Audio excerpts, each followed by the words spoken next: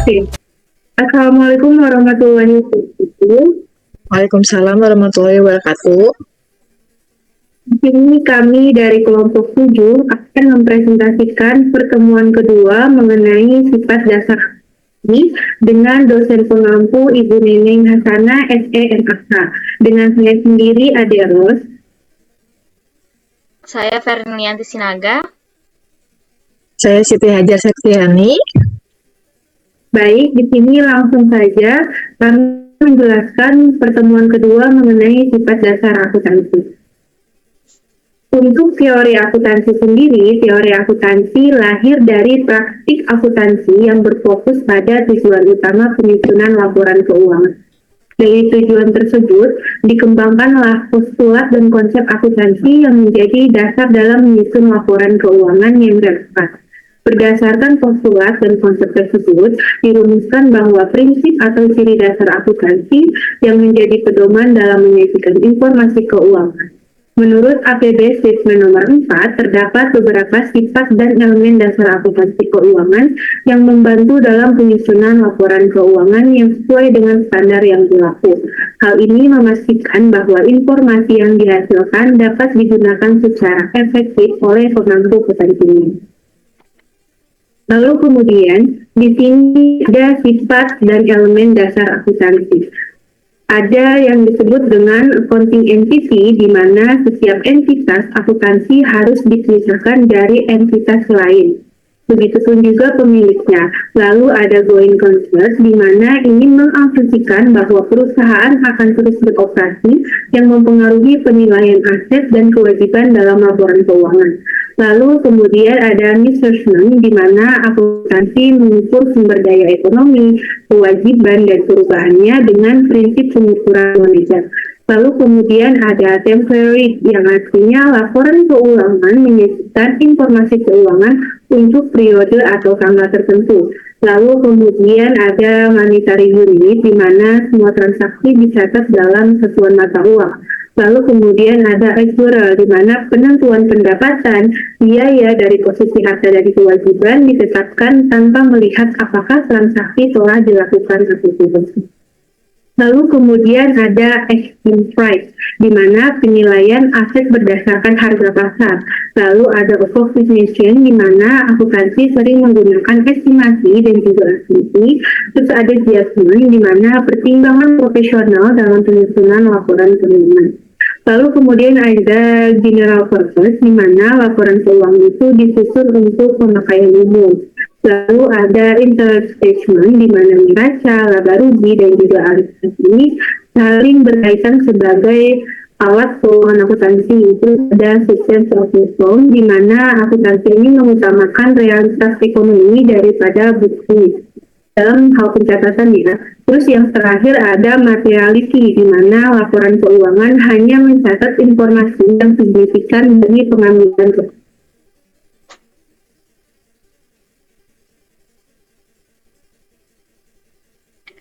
Baik, dilanjutkan oleh saya ya, yaitu sifat yang terkandung dalam akuntansi keuangan. Yang pertama itu adalah laporan historis, di mana laporan keuangan mencatat kejadian masa lalu, bukan prediksi masa depan. Yang kedua ada classification, artinya informasi melalui laporan keuangan diklasifikasikan sesuai dengan sifat dasar akuntansi yang dapat memudahkan para pemakainya. Lalu yang ketiga ada summarization, artinya transaksi dan kejadian-kejadian yang sama dalam perusahaan dikelompokkan dan diiktisarkan menurut metode tertentu sesuai dengan pola yang sudah mapan dalam akuntansi. Lalu selanjutnya ada measurement basis, artinya akuntansi menggunakan berbagai metode pengukuran, contohnya seperti harga pokok, harga pasar, dan nilai realisasi. Selanjutnya, ada sifat verifiability. Artinya setiap informasi dalam laporan keuangan harus dapat ditelusuri sampai ke bukti-bukti dan didukung juga oleh bukti-bukti yang sah.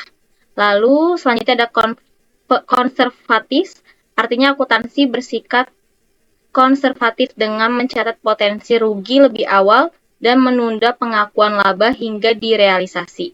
Lalu yang terakhir ada technical terminology, artinya laporan keuangan menggunakan istilah khusus akuntansi yang mungkin berbeda dari disiplin ilmu lain.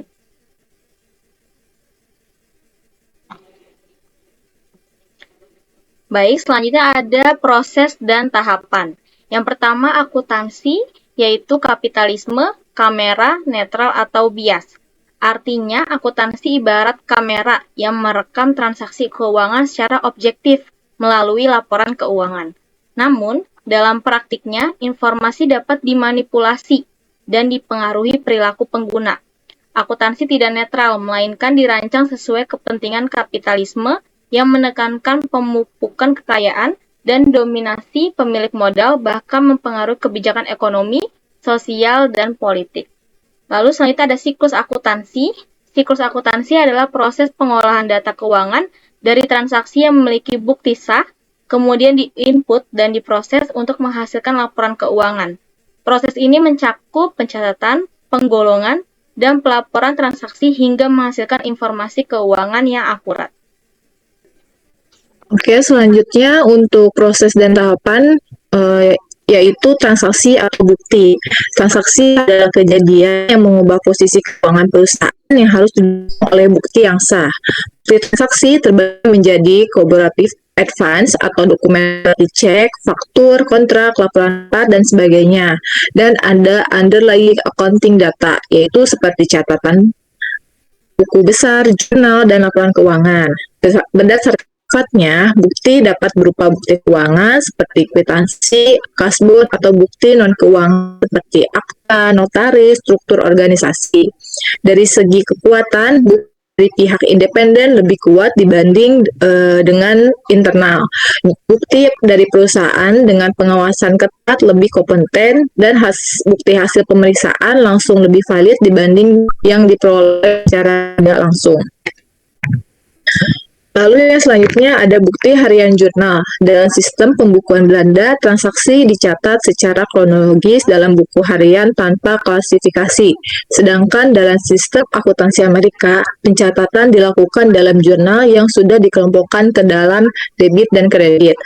Perusahaan dapat menggunakan general journal atau satu jurnal untuk semua transaksi, ataupun dua jenis jurnal, yaitu jurnal khusus untuk mencatat transaksi sejenis seperti penjualan kredit, pembelian kredit, penerimaan kas, dan pengeluaran kas, serta jurnal umum untuk mencatat transaksi lain yang tidak termasuk dalam jurnal khusus. Perusahaan dapat menyesuaikan jurnal khusus sesuai kebutuhan, misalnya untuk transaksi dengan cabang atau dana pensiun. Lalu selanjutnya ada buku besar atau large. Buku besar yaitu suatu tempat mencatat transaksi yang telah diklasifikasi menjadi jurnal. Klasifikasinya berdasarkan laporan keuangan meliputi akun aktiva, utang, modal, biaya, serta pendapatan. Berdasarkan perlakuan jurnal, akun aktiva dan biaya bertambah di debit, sedangkan utang, modal, dan pendapatan bertambah di kredit.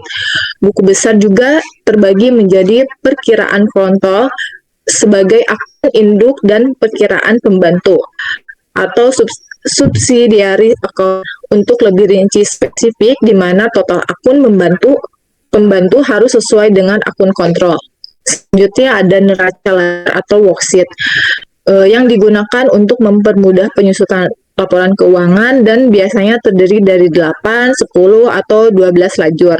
Komponennya meliputi neraca percobaan atau trial balance untuk memeriksa keseimbangan debit dan kredit. Neraca saldo yang mencatat saldo akhir akun, jurnal penyesuaian untuk memperbarui posisi akun. Lajur laba rugi untuk akun yang mempengaruhi keuntungan perusahaan.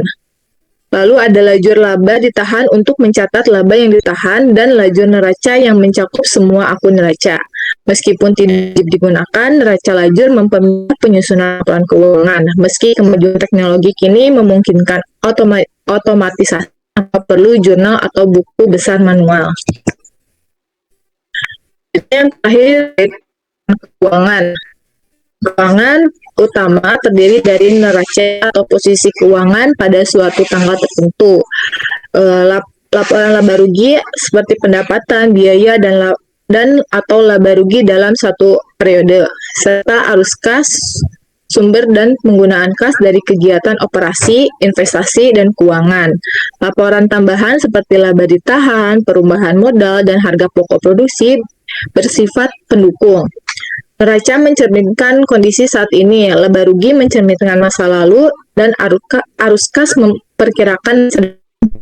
Laporan keuangan juga menjadi acuan bagi investor, kreditor, dan bank untuk pengambilan keputusan investasi, yang dalam pasar modal dapat mempengaruhi harga saham berdasarkan teori efficient market hypothesis EHM. Fenomena ini membuka peluang praktik seperti creative accounting, earning management, dan windows dressing untuk memanipulasi laporan agar terlihat lebih baik.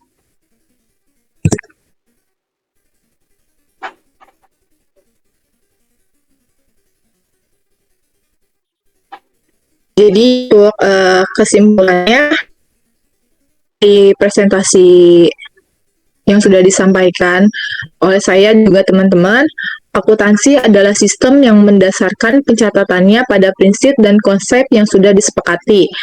Prinsip-prinsip ini menentukan bagaimana informasi keuangan dicatat, diukur, dan dilaporkan. Akuntansi bukan hanya sebagai alat pencatatan, tetapi juga sebagai analisis dan pengambilan keputusan bagi berbagai pihak. Sifat dasar akuntansi memastikan bahwa laporan keuangan dapat diandalkan, relevan, dan sesuai dengan kebutuhan pemakainya.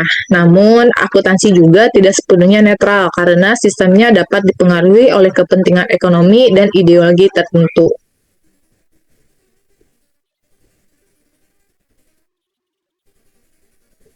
Baik, sekian dari presentasi kelompok kami, yaitu kelompok 7. Kurang lebihnya kami mohon maaf. Wassalamualaikum warahmatullahi wabarakatuh. Waalaikumsalam warahmatullahi wabarakatuh.